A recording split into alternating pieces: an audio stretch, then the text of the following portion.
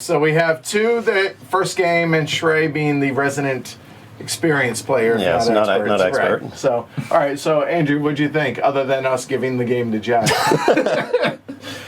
It's really cool. It's really got a good... Yes, victory was definitely on the radar.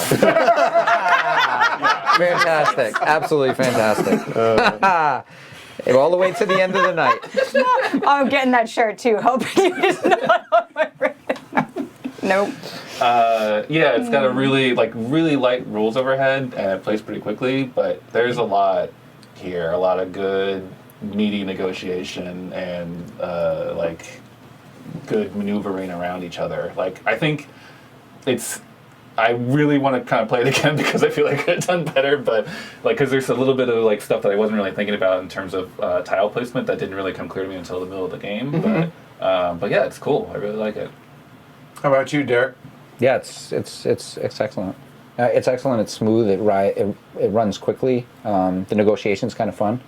There's not a lot of auction games other than Modern Art and a few others that really grasp me that I really want to play. And this definitely is one of those games that the auction feels like it feels really nice instead of, even though it's mean, it feels really nice, which is weird. I'm not a Go ahead. You're the Shrey. Shrey's over there. You gotta let Shrey go. I love this game. I played this a bunch of times, and I've won a couple, but in general, I do average in this one. Yes, you can go out of your way to calculate fully each round. You can keep a running tally if you wanted to, but. And I did, at the point, probably at the same point you calculated, I calculated. Yes. And saw that Andrew was doing really well at the time. See, corroboration. It did happen. At the time. And then it switched greatly. Having that extra, this canal is holding onto that for the right moment is really, really, I think it was a big thing for you. That's what makes this great. There's that extra mechanic, the mechanism that basically, makes it slightly more complicated, but without a ton of rules overhead, and it plays fast. It's people are constantly talking, right? Yes, you're engaged 100%. Yeah, I didn't feel bored at all. Right. Yeah, so as Shrey said, you can calculate this out, but it changes constantly. Things are drying up. Maybe you didn't get over to a side. You think something's gonna get extended and somebody goes and puts a fallow field there. So you can calculate, but you really can't predict because it really does go up and down a lot. So I was trying to math it out and then seeing that next turn, oh, nope, somebody else has taken a dramatic lead because they got that good field. They bid really high, 9 Shrey? 9? It's insane. So yeah, so it changes a lot. Like any negotiation game, it's really player group dependent but I love negotiation games, but I've had really bad experiences with negotiation games as well, where vocal fry, no one hears me, and then... I'm sorry, what? Yeah. So it can go either way, so I definitely think you have to consider if your group is going to be on an even keel for that type of negotiation game and make sure everybody is going to be heard and can participate, because otherwise then it can feel frustrating. But the game itself does fight back a little bit. Where you're positioned at the table, where you get a chance to bid matters a lot. You at the end, you're like, and now I'm not going to win this. There's no point. I might as well keep my point because, so where you are can feel very frustrating. I felt that a few times I'm like, oh, I should have taken over Sire. Oh, darn.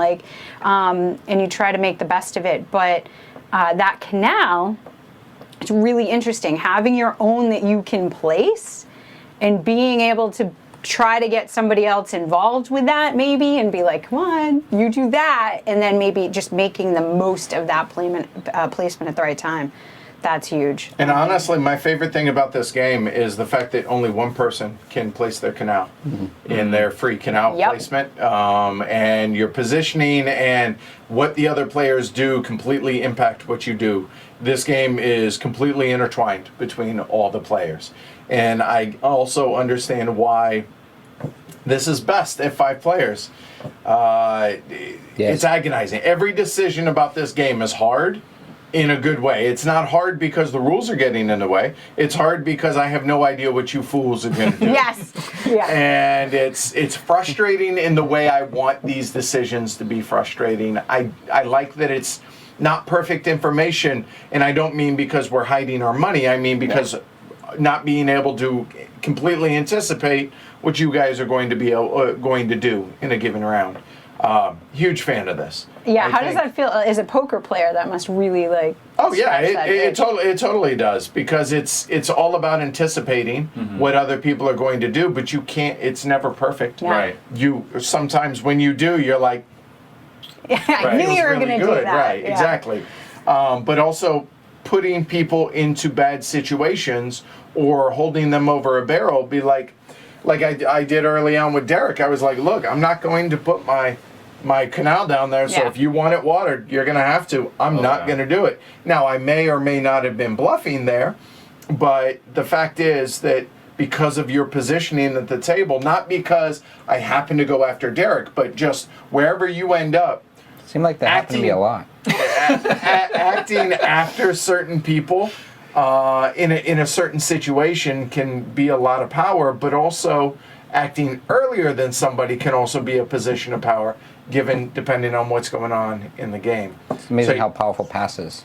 Oh, it really, Yeah. This game's wonderful. 2003, so Yeah. 16, 17-year-old game. Yeah, it's really impressive considering how old it is. And this is classic old school Euro. Very low rules overhead, a lot of interaction, and let the fist fly in a lot of ways. So there you go. That's good. Good time. Yeah, and it's kind of funny. Joshua's like, why do I continue to bet against Jess? I lose. I don't win all the time. You win more than the rest of us. Yes, you definitely win more than me. Shouting in the corner over here. Everyone knows. Stop giving her the gift. We'll learn. So, anything else? All right, that's it. Oh, that's a great We're calling night, that a guys. weekend. Yeah. We have game day tomorrow. Yes. Bios Origins and Trismegistus. If you guys haven't checked out the soft schedule, check it out over on heavycardboard.com. It gives a rough idea on the content, both on the podcast as well as the YouTube channel, of what's coming up. So check that out over on heavycardboard.com. Don't forget to like and subscribe down below. It helps us, helps you guys get notified. Pledge HC. Join That the Slack too. channel and That. continue the conversation that you have here and join us with that. And we're 40 away from upgrading our equipment to a Yay. PTZ camera. A few $1,000s. It's going to really enhance everything. So if that's something that you want to see happen, help support the show over on pledgehc.com. Thanks everybody who watched live as well as after the fact. It was a lot of fun for us. Hopefully it was for y'all as well. We'll see y'all Monday for the weekly look ahead, and then whatever content we have scheduled there. Check out the podcast. Me and Martin Fowler did a really long, in-depth review of the 2018 Golden Elephant Award, Brass Birmingham, last Monday. So check that out there. Otherwise, I'm Edward. I'm Jess. Andrew. Trey.